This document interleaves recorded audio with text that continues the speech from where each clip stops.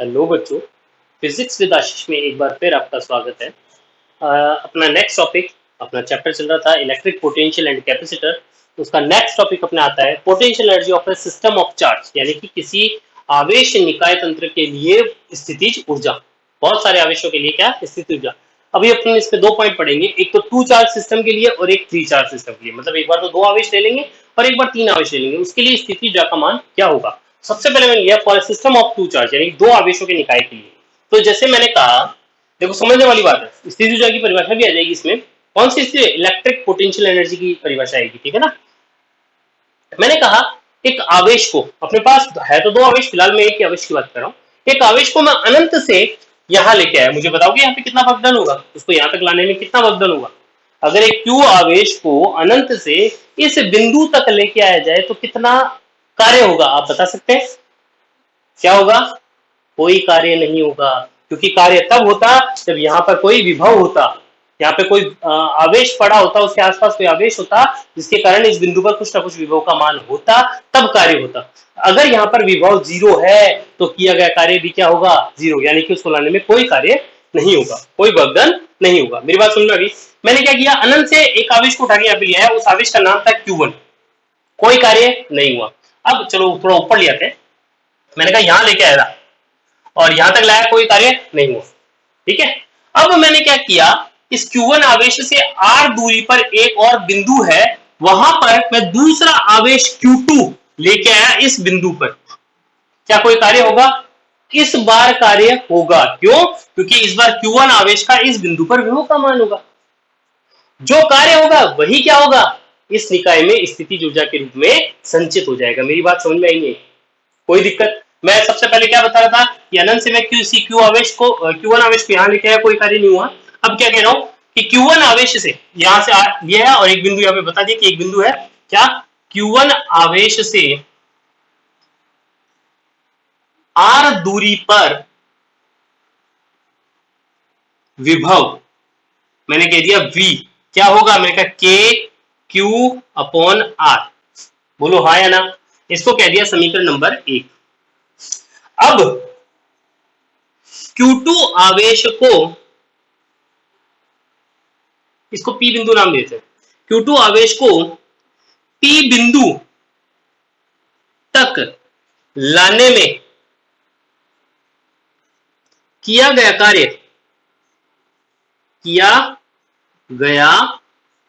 कितना होगा भैया, बताओगे क्या? मैंने कहा W होगा, और W बराबर क्या होगा? मैंने कहा Q2 को लेके आ रहा हूं। कहां पर लेके आ रहा हूं? यहाँ V पर लेके आ रहा हूं, इस जगह लेके आ रहा हूं, P बिंदु पर। ये मान लो इस P बिंदु पर विभव को VP कहते हैं, तो यहाँ पे VP लिख दूंगा। हाँ कि ना? अरे क्या है, W बराबर Q into V होता है, क्या होता? आपने पढ़ा है क्या विभव की परिभाषा में? V बराबर W/Q0। अरे पढ़ा था क्या? यही तो क्या है, W बराबर Q into V तो कराया मैंने, कोई गलती थोड़ा की है, समझ में आया कि नहीं आया? अच्छा यहाँ पर देखना, Q1 आवेश से R पहुंचा है, तो यहाँ पर आवेश ये क्या होगा? Q1 होगा। बोलो कोई दिक्कत है क्या? समझ में आ रही मेरे बात? तो W बराबर क्या हो जाएगा? Q2 into VP। VP का मान समीकरण 1 से रखने पर, VP का मान समीकरण 1 से रखने पर लिख लो। VP का मान समीकरण 1 से रखने पर, ठीक है, रख दो। आओ रखते हैं। W बराबर क्या हो जाएगा? मैंने कहा Q2 तो पढ़ा है एज इट इज। V का मान कितना है? मैंने कहा KQ1/R1 R, KQ1/R रख दिया। यानी कि किया गया कार्य मेरे पास आ गया W बराबर KQ1 Q2 divided by R। यह किया गया कार्य निकाय में स्थितिज ऊर्जा के रूप में, स्थितिज यानी पोटेंशियल एनर्जी, ऊर्जा के रूप में संचित हो जाता है, संचित हो जाता है, ठीक है, संचित हो जाता है। तो यानी कि ये लिख देंगे U बराबर क्या हो जाएगा? KQ1 Q2/R। ये फॉर्मूला आपको याद रहेगा। देखो अभी तक आते हैं एक बार। शुरू में अपन ने बल पढ़ा था, कूलम बल क्या था? KQ1 Q2 divided by R square, यही पढ़ा था क्या? और फिर आपने पढ़ा क्या? विभव, आपने विद्युत क्षेत्र पढ़ा। विद्युत क्षेत्र क्या पढ़ा? KQ1/R square. फिर आपने विभव पढ़ा, क्या आया?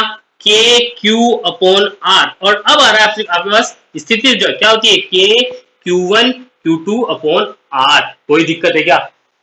समझ में आ रही है? ये सारे फॉर्मूले आपके बड़े काम के हैं भैया, याद रहने चाहिए। अरे हाँ कि ना? हाँ तो हाँ ही। ये अपन ने दो आवेश यानी कि इस प्रकार का दो आवेश Q2 को मैंने से लेके आया था, यहाँ पे रख दिया। तो इस निकाय के कारण इन दो आवेश निकाय के लिए आपके लिए स्थिति ऊर्जा का मान क्या होगा? U बराबर KQ1 Q2 अपॉन R। बोलो याद रखो ये बात, कोई दिक्कत? बहुत अच्छी बात है, नोट कर लिया। मैं मिटा देता हूं। ये तो था दो आवेशों के लिए। अगर आपको बोलता for a system of 3 charge, अगर यहां पर कितने चार्ज होते हैं? 3 आवेश होते हैं और कुछ इस प्रकार से होते हैं।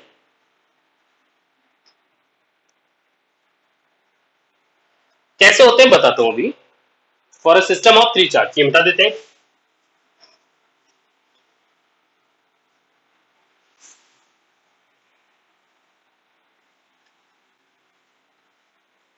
देखो, for a system of 3 charge यानी कि 3 आवेश है मेरे पास, ये लो इस प्रकार से होते हैं ट्रायंगल की फॉर्म में। एक कह दिया Q1, एक कह दिया Q2, एक कह दिया मैंने Q3।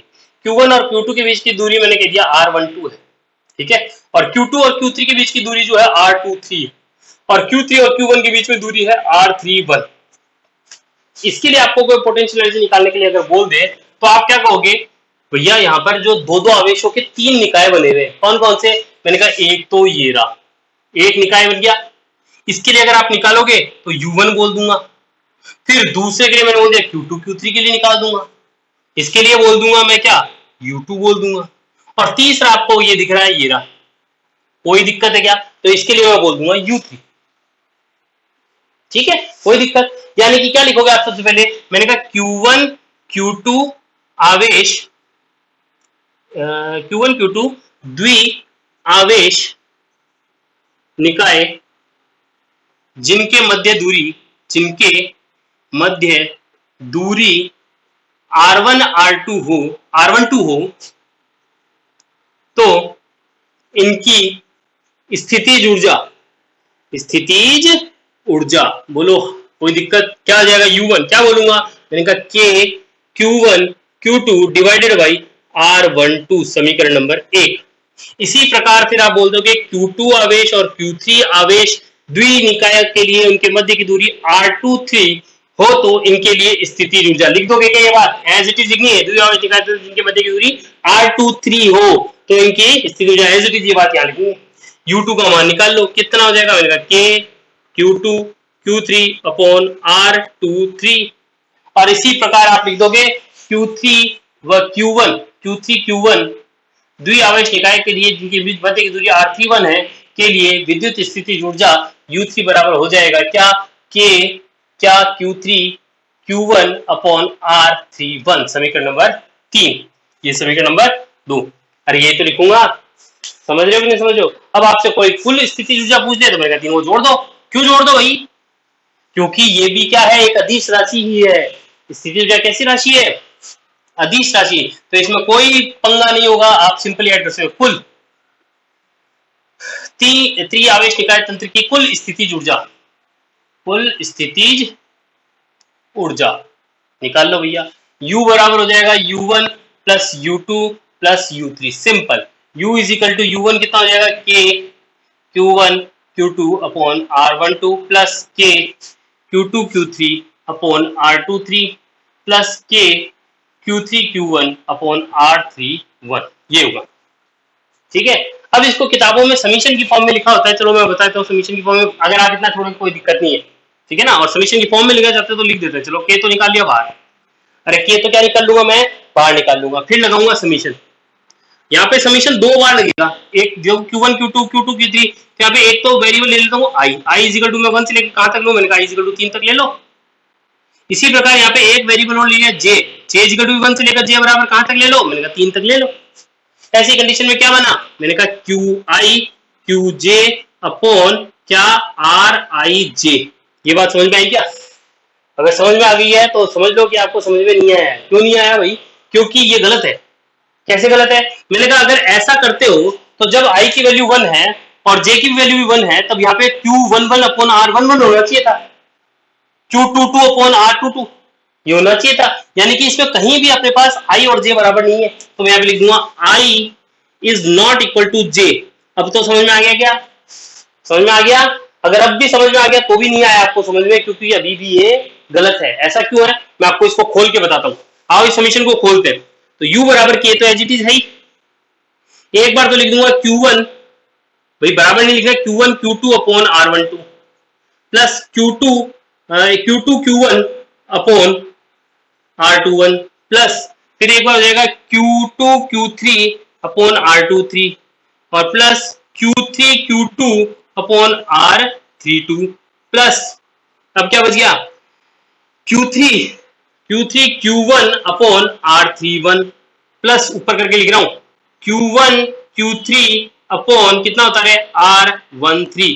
अरे ये 6 पद आते हैं इसके अंदर। अगर मैं इस समीकरण को खोलूं तो भाई I का मान 1 है तब J का मान 2 है, जब I का मान 2 है तब J का मान 1 है, तो ऐसी कंडीशन में ये बन जाएगा, हाँ कि ना? तो ये बन गया। तो आप देखो क्या ये दोनों सेम है क्या? नहीं है। क्यों नहीं है? क्योंकि देखो यहाँ पे Q1 Q2 R12 आ गया, ये Q2 Q1 R21 आ गया, ये दोनों सेम ही तो बात है। अरे ये दोनों सेम बात है कि नहीं है?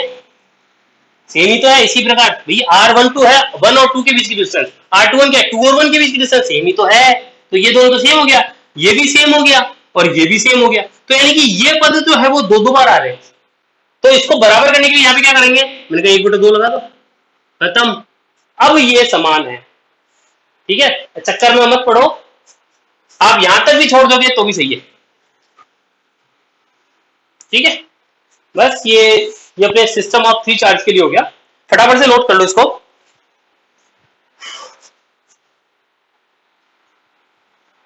कर लिया होगा आपने नोट, बहुत अच्छी बात है। एक टॉपिक और अपन देखते हैं, potential energy in an external field. Potential energy in an external field, potential energy in an external field. विद्युत क्षेत्र में स्थितिज ऊर्जा, विद्युत क्षेत्र में स्थितिज ऊर्जा, इसके लिए भी अपन 2 पार्ट करेंगे इसके, कि यदि हमारे पास एक निकाय आवेश हो, यदि एकल आवेश के लिए, एकल आवेश के लिए, देखो क्या कह रहा है ये, पहले तो टॉपिक को समझो।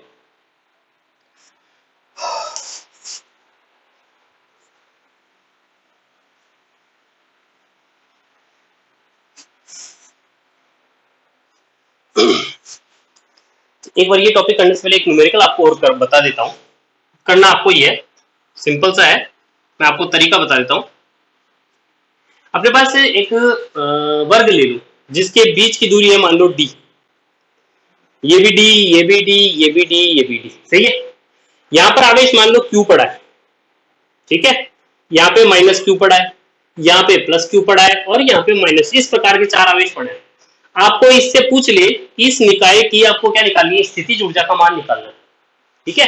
तो कैसे निकालोगे? तो अभी जैसे आपने त्रिआवेश निकाय तंत्र के लिए कहा, ये कितने निकाय आवेश है, 4 निकाय का आवेश है, 4 आवेश का निकाय है, ठीक है ना। तो इसके लिए कैसे निकालेंगे, देखो कितने हो जाएंगे, ये तो हो जाएगा U1, ये हो जाएगा U2, कैसे KQ1 Q2 अपॉन R, सही है क्या? ये U1 हो गया, ये U2 हो जाएगा, इसके लिए U3 हो जाएगा और इसके लिए U4 हो जाएगा, और चारों को जोड़ देंगे आंसर आ जाएगा। अगर ऐसा सोचते हो तो गलत हो गया, यहां तक तो सही है, लेकिन इसमें 6 निकाय बनेंगे, 6 द्विआवेश के निकाय बनेंगे। 4 तो दिख रहे हैं कि 1 2 3 और ये 4, 5वां ये रहा, देखो आपको दिख गया होगा अब तक तो, 5वां ये रहा और 6ठा ये रहा। बड़ा सिंपल था क्वेश्चन, 6 के लिए आप निकालो U1 U2 U3 U4 U5 U6 और 6 को छोड़ दो।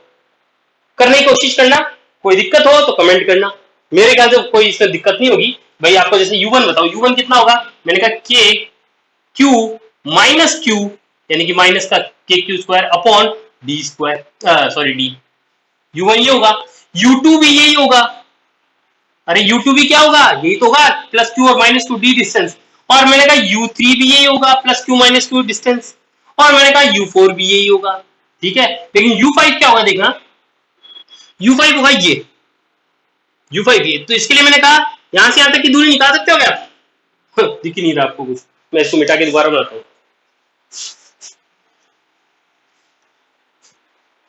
देखो निकाल सकते हो आप लोग, बहुत सिंपल सी बात है, कोई हाई फाई बात नहीं है। वर्ग था, ये डी बुझा के वर्ग था, ठीक है।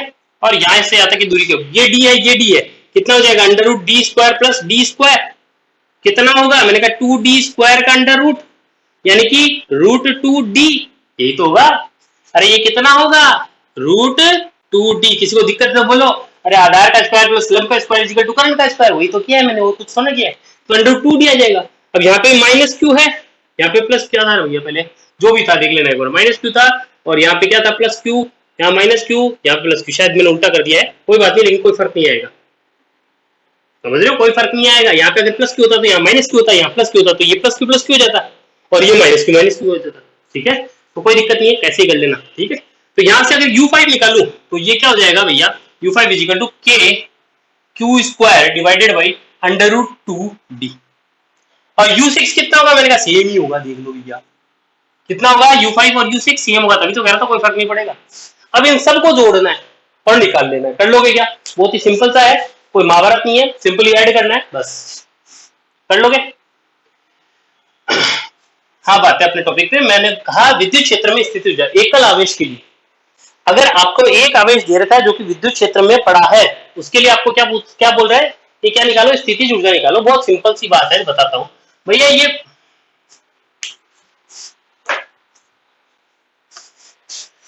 ये क्या है, मैंने कहा विद्युत क्षेत्र, कैसा, मैंने कहा एक समान विद्युत क्षेत्र। ये कैसा विद्युत क्षेत्र है, एक समान। अनंत से किसी आवेश को मैं यहां पर लेके आया, क्या इसको कोई कार्य करना पड़ेगा, करना पड़ेगा, बिल्कुल करना पड़ेगा। अरे पहले जो था, पहले जब मैं यहाँ पे लेके आया था तब विद्युत क्षेत्र नहीं था, तब किया गया कार्य शून्य था, लेकिन अब मैं अनंत से किसी आवेश को इस विद्युत क्षेत्र में लेके आऊंगा, तो इस विद्युत क्षेत्र का इस बिंदु पर कोई ना कोई विभव तो होगा। वीआर मैंने इसलिए कहा है, आर कोई स्थिति है, आर क्या है, उसकी स्थिति है, उस आर पर डिपेंड करेगा कि उस आवेश से कितनी दूरी पर है, ठीक है ना। आपको नहीं समझ आता, ये लो वी कर दो, समझ गए ना। वी आर का मतलब ये हो गया कि वो आर का फलन है। अरे वी आर का मतलब क्या हो गया, वी आर का मतलब हो गया वो आर का फलन है, मतलब के क्यू, वी बराबर आप लिखते हो के क्यू अपॉन आर, तो ये आर का फलन हुआ कि नहीं हुआ, आर के ऊपर ये डिपेंड करेगा, आर का मान बढ़ेगा तो ये घट जाएगा, और ये घटेगा तो ये बढ़ जाएगा, तो ये डिपेंड कर रहा है, तो ये आर का फलन हुआ। तो यहाँ पे मैंने कह दी कि इसकी वैल्यू वी आर है, ठीक है। अब आपको कोई पूछे क्या क्या कार्य निकालो, किया गया कार्य निकालो, कैसे निकालेंगे, डब्ल्यू बराबर होता है सर क्यू इंटू वी, आपने बताया था, चीख चीख के बताया था, अभी भी बता रहा हूं, येलो क्यू इंटू वी आर, समझे कि नहीं समझे। तो ये किया गया कार्य, और यही इसकी स्थिति जाएगी, Q into V R, Q into V into नहीं है भैया, ये आर का फलन है, ये वी है सिर्फ, समझ गए ना, ये v इंटू आर नहीं है, ये आर का फलन है, इसलिए वी आर लिखा है, तो ब्रैकेट में आर, समझ गए क्या, बहुत अच्छी बात है। ये एकल आवेश के लिए हो गया। अगर यही काम आपको कोई कहता कि द्वि आवेश से निकालो, ये तो मिटा रहा हूं भैया, ठीक है। अब यही काम आपको एकल की जगह कहते हैं द्वि आवेश के लिए करो, कितने आवेश, अरे द्वि आवेश, कितने, मैंने कहा द्वि, क्या भाई देखो, मैंने कहा इस जगह मान लो विभव का मान v1 है, विभव का मान क्या है v1, मैं अनंत से किसी आवेश को यहां लेके आया, किया गया कार्य क्या हो गया, मैंने कहा दिया w1, कितना होगा, मैंने कहा q इंटू v1, बोलो हाँ कोई दिक्कत। अब मैं क्या कर रहा हूं, ये q चलो 1 कर देता हूं इसको, तो q1 इंटू v1 कह दूंगा, ठीक है। अब मैं किसी q2 आवेश को यहां लेके आया, जिस बिंदु पर इस विद्युत क्षेत्र के कारण विभव था v2, इसके कारण विभव कितना था v2, तो किया गया कार्य कितना होगा, मैंने कहा w2, कितना होगा, मैंने कहा q2, अरे ये भी एक तरीके का न्यूमेरिकल का टॉपिक ही है, डायरेक्टली थ्योरी नहीं पूछी जाएगी आपसे। w2 बराबर क्या हो जाएगा, q2 इंटू v2, हाँ कि ना, क्या किया गया कुल कार्य कितना हो जाएगा, मैंने कहा w बराबर w1 प्लस w2, अरे यही होगा क्या, अगर यही आप सोच रहे हो तो गलत कर दिया आपने, इसमें एक कार्य और होगा, कौन सा होगा, देखो भैया, मैं Q1 को यहां लेके आया, इस विद्युत क्षेत्र का विभव था V1, उस समय Q2 मौजूद है नहीं था, तो किया गया कार्य Q1 इंटू V1 हो गया। जब मैं Q2 आवेश को यहाँ पे लेके आया, इस विद्युत क्षेत्र के कारण विभव था V2, तो Q2 इंटू V2 कहते हैं, यहां तक भी सही है, लेकिन जब मैं Q2 को यहाँ पे लेके आया उससे पहले Q1 यहाँ पर पड़ा था, जिसके कारण यहाँ पर विभव का मान लो मैं कह देता हूं Q1 V1 के कारण, या Q1 के कारण चलो मैंने कह दिया क्या कहूं, V12 कह देता हूं। Q1 आवेश के कारण विभव का मान V12 कह दिया। इस V12 का मान क्या होगा भैया, आपको सबको पता है कितना होगा। मान लो अगर ये दूरी R होती तो आप कहते V12 बराबर होता कितना, अरे कितना होता, KQ1/R होता है। सही है। और ऐसी कंडीशन में यहां पर दो विभव हो गए, एक के कारण तो कार्य आपने बता दिया, दूसरे कारण बताया नहीं, तो दूसरे कारण और बता दो, उसको मैं कह दूंगा W3। W3 बराबर क्या होगा, अरे W3 बराबर क्या होगा, मैंने कहा Q2 इंटू V12, यानी कि W3 बराबर होगा Q2 इंटू KQ1/R, यानी कि कुल कार्य होगा, अरे कुल कार्य क्या हो जाएगा, W1 plus W plus W3, अरे नहीं आया, कितना हो जाएगा, W1 है Q1 इंटू V1, इसका मान है Q2 इंटू V2, और इसका मान है KQ1 Q2/R। बोलो हाँ, सिंपल है, थ्योरी नहीं पूछेगा, आपको ये बात समझ में आनी चाहिए कि ये विभव ये किया गया कार्य क्यों, और यही किया गया कार्य निकाय में स्थितिज ऊर्जा के रूप में संचित हो जाता है, तो W को आप U भी लिख सकते हो। बोलो हाँ, कर लोगे, बहुत अच्छी बात है, फटाफट से नोट कर लो।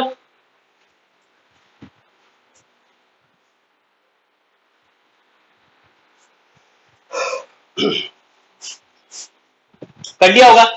एक छोटा सा टॉपिक और कर लेते हैं अपन लोग, छोटा सा तो क्या, थोड़ा सा बड़ा भी हो सकता है।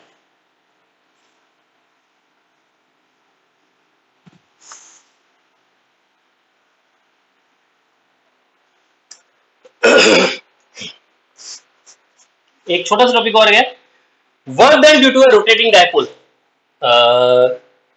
द्विध्रुव के घूर्णन के कारण स्थित विद्युत स्थिति, द्विध्रुव के घूर्णन के कारण स्थितिज ऊर्जा, समझो,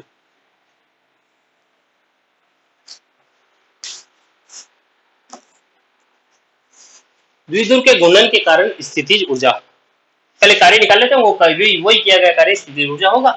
पहले देखो, मेरे पास एक समान चुंबकीय क्षेत्र है, सॉरी विद्युत क्षेत्र है, एक समान क्या है, विद्युत क्षेत्र, इसमें मेरे पास एक द्विध्रुव पड़ा है, ठीक है, कैसे पड़ा है मैं बताता हूं अभी आपको। वो पड़ा है अपने पास कुछ इस तरीके से, ये रहा, ये पड़ा, ठीक है, ये एक द्विध्रुव अपने पास यहां पड़ा है, ये इसका सेंटर पॉइंट है O, इसके बीच की डिस्टेंस वही 2a है, वो सारा वो का वही खेल है, 2a दूरी है, ये माइनस Q चार्ज है और ये प्लस है Q चार्ज है, ठीक है, ये यहां पर पड़ा है, जो कि विद्युत क्षेत्र E के साथ में थीटा कोण बनाता है। ऐसा टॉपिक आपने किया था क्या पहले चैप्टर में, बिल्कुल किया था। उस कंडीशन में आपने क्या निकाला था, बलागुण का मान निकाला था, मैं आपको याद दिलाता हूं, P vector cross E vector निकाला था, जहां P का मान क्या था, 2aq था, P का मान क्या था, 2aq, या टो बराबर आप लिख सकते हो, टॉर्क बराबर बलागुण बराबर PE साइन थीटा आप लिख सकते हो, ये निकाला था आपने, इसको समीकरण 1 डाल के छोड़ दिया। अब मैंने इस द्विध्रुव को छोटा से कोण लिया और उस छोटे से कोण से इसको घुमा दिया, ये लो, ये दिखने में आपको बड़ा लग रहा है कोण, लेकिन ये कोण बहुत ही छोटा है, ठीक है ना, कितना छोटा, मैंने कहा अत्यल्प कोण है d थीटा, इसको छोटे से कोण में घुमाने में द्विध्रुव को प्रारंभिक स्थिति से अल्प कोणीय विस्थापन d थीटा से घुमाने में किया गया कार्य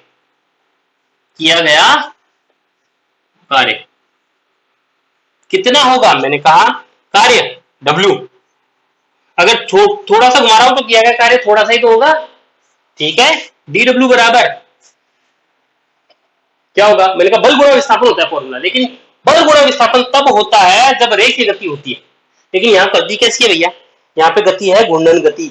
अरे घूम रहा है नहीं घूम रहा, तो घूर्णन गति में तो देखो जैसे आप लिखते हो कार्य बराबर लिखते हो बल गुणा विस्थापन, बल गुणा विस्थापन यही तो लिखते हो। तो घूर्णन गति में कार्य बराबर क्या हो जाएगा, बल की जगह तो आता है बलागुण, अरे बल के स्थान पे क्या लगेगा बलागुण, और विस्थापन की जगह क्या लगेगा, मैंने कहा कोणीय विस्थापन, हाँ कि ना, ये लिखूंगा। तो डी डब्ल्यू बराबर फॉर्मूला होगा टो इंटू डी थीटा, अरे ये लिखूंगा क्या, ये तो लिखूंगा। आओ अब मान लो कि मैं इसको घुमा रहा हूं, जीरो से थीटा कोण के लिए घुमा रहा हूं, पहले 0 डिग्री पे था और बाद में थीटा कोण तक घुमाने में क्या कर, अब द्विध्रुव को 0 से थीटा कोण तक घुमाने में किया गया कार्य, चलो एक काम करते हैं, थीटा 1 से थीटा 2 ही घुमा देते हैं, क्या 0 से थीटा लग रहा है, थीटा 1 से थीटा 2 तक घुमाने में किया गया कार्य, ठीक है। मैंने कहा डब्ल्यू कितना हो जाएगा, मैंने कहा घुमाओ तो सही पहले, अच्छा वैल्यू नहीं रखी क्या अभी, चलो ऊपर रख देते, यही लिख देते, एक बार चेक करना है टेक्निकल टीम, ये दिख रहा है क्या, समीकरण 1 से दिख रहा है, समीकरण 1 से पी साइन थीटा रखने पर टो का मान लिख देते हैं P E sine theta D theta, ठीक है, कोई दिक्कत है क्या, दिख रहा है, ठीक है, पी साइन थीटा, तो ये वैल्यू रख देंगे, मैंने कहा पी ई साइन थीटा और डी थीटा, पी ई तो कांस्टेंट है, पी क्या है द्विध्रुवागुण, ई क्या है विद्युत क्षेत्र, दोनों का मान नियत है, अंदर बचा क्या, थीटा 1 से थीटा 2 तक समाकलन कर रहा हूं, थीटा 1 से थीटा 2 तक समाकलन कर रहा हूं, अंदर बचा साइन थीटा और क्या डी थीटा, अरे हाँ या ना, समझ में आ रहा है, बहुत अच्छी बात, पी तो as it is, sine theta का समाकलन क्या होता है, मैंने कहा minus cos theta, sine theta का समाकलन क्या होता है माइनस कॉस थीटा, और लिमिट कहां से कहां तक है, थीटा 1 से थीटा 2 तक, बोलो हाँ, और कोई चारा नहीं है आपके पास, हाँ ही बोलना पड़ेगा, बस चारा इतना है, कोई दिक्कत हो कमेंट में, कमेंट सेक्शन में कमेंट करें, मुझसे पूछे, मैं आपको निश्चित रूप से आपके कमेंट का हर एक कमेंट का जवाब दूंगा। अपर लिमिट मैंने कहा कॉस थीटा 2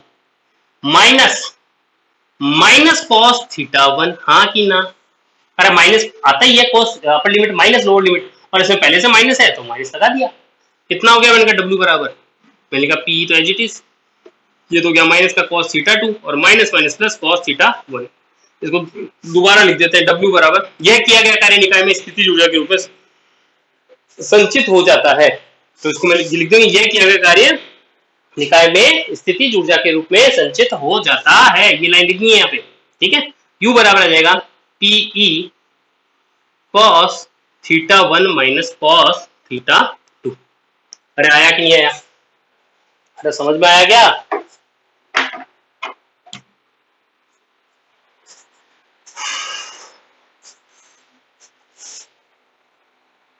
बहुत अच्छी बात है, समझ में आ गया। तो अब मैं क्या कर रहा हूं कि मान लो मैं इसको 90 डिग्री से, यही बात मेरे को थीटा 1 से थीटा 2 की ना, मान लो 90 डिग्री से 0 डिग्री तक घुमाने में किया गया कार्य पूछता, क्या कह रहा हूं, ये आप नोट कर लिया, इसके बाद में नेक्स्ट लाइन से वापस यही देख लो, अब द्विध्रुव को कहां से कहां घुमा रहा हूं मैंने कहा 90 से 0 डिग्री, 90 डिग्री से 0 डिग्री घुमाने में किया गया कार्य,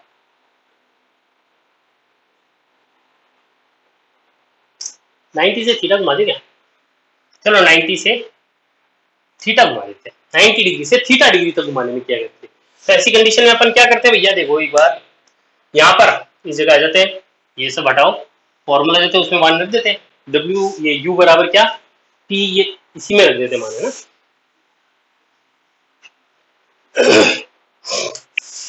स्थिति ऊर्जा कितनी होती भाई, दूसरा दोहरा मार्कर, U बराबर क्या हो जाता है पीई कॉस 90 माइनस कॉस थीटा लिख दूं क्या, ठीक है, U बराबर पीई कॉस 90 का मान कितना होता है भाई 1, कॉस 90 का मान कितना होता है, जो साइन 0 का होता है, साइन 0 का 0 होता है, तो कॉस 90 का क्या होगा 0 होगा, कॉस 90 का वैल्यू क्या होता है 0 माइनस, और ये कितना है कॉस थीटा। तो ऐसी कंडीशन में अपने पास यू ई बराबर आता माइनस का पी ई कॉस थीटा। बोलो कोई दिक्कत? ठीक है। अब इसके लिए दो अवस्थाएं आती है अपने पास में, कौन सी आती है? देखो केस फर्स्ट लगाते हैं। क्या? Case first. केस फर्स्ट क्या? स्थायी संतुलन अवस्था के लिए, स्थायी संतुलन अवस्था। स्थायी संतुलन अवस्था क्या होती है? जब थीटा बराबर 0 डिग्री होता है, यानी कि जब द्विध्रुव जो है वो इस प्रकार पड़ा होता है, माइनस क्यू इधर और प्लस क्यू इधर, तो थीटा बराबर 0 होता है। तो ऐसी कंडीशन में यू बराबर क्या आएगा? यू बराबर आ जाएगा मिनिमम। यू बराबर क्या होगा? मिनिमम। अरे ये यू मिनिमम होगा तभी तो उसको स्थायी संतुलन अवस्था कहेंगे भाई। स्थायी संतुलन भाई, जब स्थितिज ऊर्जा का मान न्यूनतम होता है तो वो संतुलन अवस्था कहलाता है। अगर स्थितिज ऊर्जा का मान अगर अधिकतम हो तो वो स्थायी नहीं होता। फिर वो काम भाई, जिसके पास ऊर्जा है वो बदमाशी करेगा, और जिसके पास ऊर्जा है ही नहीं वो चुपचाप बैठा रहेगा। तो जो चुपचाप बैठा है वो स्थायी है, और जो बदमाशी कर रहा है वो अस्थायी है। समझे कि नहीं समझे? तो यहाँ पर मैंने कहा अगर यहाँ पे थीटा इक्वल टू 0 रखूंगा तो cos 0 का मान क्या हो जाएगा? cos 0 का मान होगा 1। तो आंसर आएगा माइनस का पीई। तो ये क्या है? ये न्यूनतम मान है, और जब ये न्यूनतम मान है तो उस अवस्था को क्या कहेंगे? स्थायी संतुलन अवस्था कहेंगे। कोई दिक्कत? केस 2, जब थीटा बराबर कितना हो? 90 डिग्री। cos 90 का मान कितना होता है? cos 90 का मान कितना होता है भाई? जब 0 का मान 1 होता है तो 90 का 0 होगा, तो u बराबर 0 होगा। केस थर्ड, एक तीसरा केस और लगाते हैं भैया। केस थर्ड देखो, केस थर्ड क्या कह रहा है? यदि थीटा बराबर 180 डिग्री हो तो u बराबर क्या हो जाएगा? माइनस का पीई कॉस 180। यही तो होगा। और 180 का मान कितना होता है? -1। तो माइनस माइनस प्लस 1 हो जाएगा ये, और ये मान होगा अधिकतम। और जब अधिकतम होता है तो उसे बोलते हैं अस्थायी संतुलनावस्था। संतुलनावस्था समझ रहे हो क्या? समझना एक बार स्थायी संतुलनावस्था को और अस्थायी संतुलनावस्था को दूसरे तरीके से डिफाइन करता हूं। मान लो एक ये अपने पास प्याला है, एक इस तरीके से पड़ा है, एक बार इस तरीके से पड़ा है। अपन ने एक बॉल को यहां रखा और एक बॉल को यहां रखा, दोनों ही कंडीशन में ये संतुलनावस्था में है। ठीक है। स्थायी संतुलनावस्था वो अवस्था होगी कि जब अपन इसको डिस्प्लेस करें, इसको थोड़ा सा विस्थापित करें तो वापस ही अपनी पुनः प्रारंभिक अवस्था में आ जाए, तो ये तो है स्थायी संतुलनावस्था। और अगर मैं इसको थोड़ा सा डिस्प्लेस कर दूं और ये वापस अपनी ओरिजिनल पोजीशन में ना आए तो यह अस्थायी संतुलनावस्था। ऐसा ही काम डाइपोल के साथ होता है। जब माइनस क्यू यहां पर और प्लस क्यू यहां पर होता है तब तो देखो विद्युत क्षेत्र के साथ में तो होता है। ये विद्युत क्षेत्र की दिशा क्या होती है? प्लस से माइनस की तरफ। तो प्लस की तरफ माइनस हो और माइनस की तरफ प्लस हो तो ये संतुलनावस्था हुई। अगर आप इसको यहां से डिस्प्लेस भी करोगे थोड़ा से तो ये क्या होगा? ऐसे जाके वापस ऐसे हो जाएगा। आपने इधर डिस्प्लेस किया तो ऐसे जाके ऐसे हो जाएगा। हाँ या ना? और अगर आपने इसको जस्ट उल्टा कर दिया, इस प्लस को इधर कर दिया और माइनस को इधर कर दिया, मान लो ये प्लस इधर है, लाना बहुत मुश्किल काम होगा। पहली बात तो बहुत ही मुश्किल काम होगा। और लाकर आपने एक सर्टेन बिल्कुल सीध वाली पोजीशन में अगर आप लेके आ गए तो ये टिक तो जाएगा, परंतु अगर आपने इसको हल्का सा भी विस्थापित कर दिया तो ये कैसे हो जाएगा? इधर माइनस आ जाएगा और इधर प्लस हो जाएगा। अगर हल्का से भी करिए तो ये कहलाएगी अस्थायी संतुलनावस्था। हाँ या ना? एक बार क्वेश्चन आया हुआ है कि द्विध्रुव को विद्युत क्षेत्र के अंदर स्थायी संतुलन अवस्था से अस्थायी संतुलन अवस्था में घुमाने में किया गया कार्य निकालो। क्वेश्चन समझ में आया? करते हैं भैया। यहाँ पर θ1 था और यहाँ पे θ2 था। यहाँ θ1 था और यहाँ पे क्या था? θ2। अब क्या कह रहा है? स्थायी संतुलन अवस्था से अस्थायी संतुलन। स्थायी संतुलन अवस्था होती है 0 डिग्री की और अस्थायी होती है 180 डिग्री की। समझ गए क्या? अब कर दोगे क्या? कैसे करोगे देखना। मिटा देता हूं, आप नोट कर लो फटाफट से। कर लिया होगा, बहुत अच्छी बात है। तो मैं इसको मिटा देता हूं। अब देखो, स्थायी संतुलन अवस्था से अस्थायी संतुलन अवस्था में घुमाने में किया गया कार्य क्या होगा? एक बार आया हुआ क्वेश्चन 1 या 2 नंबर का पूछा था। ये फॉर्मूला लगाएंगे cos θ1 minus cos θ2 PE cos θ1 यानी cos 0 degree minus cos 180 degree. cos 0 का मान होता है 1, cos 0 का मान कितना होता है? 1, और माइनस cos 180 का मान होता है -1। कितना हो जाएगा? मैंने कहा 2PE हो जाएगा। ऐसी कंडीशन में स्थिर ऊर्जा का मान क्या हो जाएगा, 2 PE हो जाएगा। बोलो कोई दिक्कत है क्या? बस आज अपन इतना ही करेंगे। आज के समाचार समाप्त होते हैं। जय हिंद, जय भारत।